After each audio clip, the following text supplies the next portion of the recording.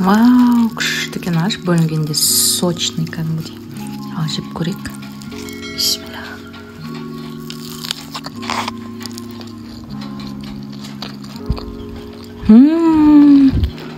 Күшті екен дәмі. Достар, күшті екен. Бүгін осындай сочный балық пісіретін боламыз.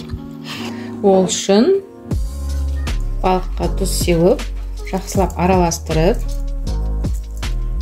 татымына қарай бұрыш салсаңыз да болады, приправа салсаңыз да болады, әркім қалауына қарай жақсылап араластырып 15 минуттай қойып қоямыз тұзы сіңу үшін.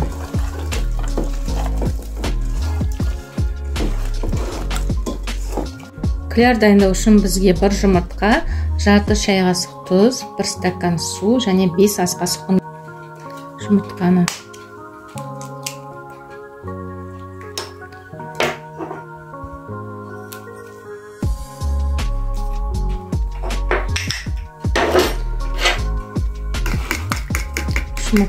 тұзбен жақсылап араластырып аламыз.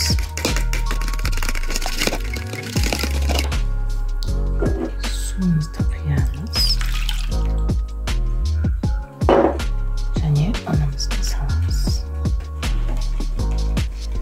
В общем, бұл бір келкі болып, жақсылап араласу керек.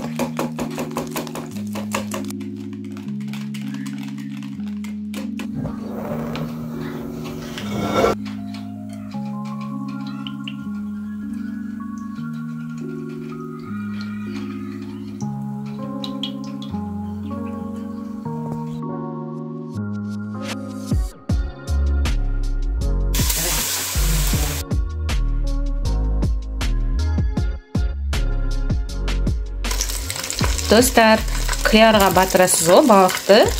Сосын қызға майға салар кезде клярдың артығын тамызып жібересіз.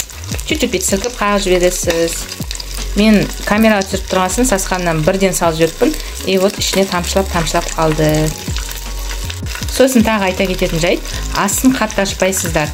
А то балықтың ортасы піспей қалады, шикі болып қалады. Сол үшін баяу отта кәдімгідей қызарғанша қызартып пісіресіздер.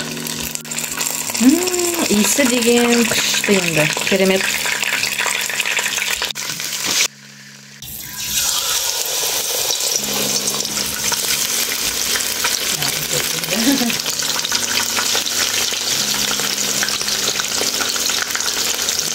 Көптің бақын пісіремейді.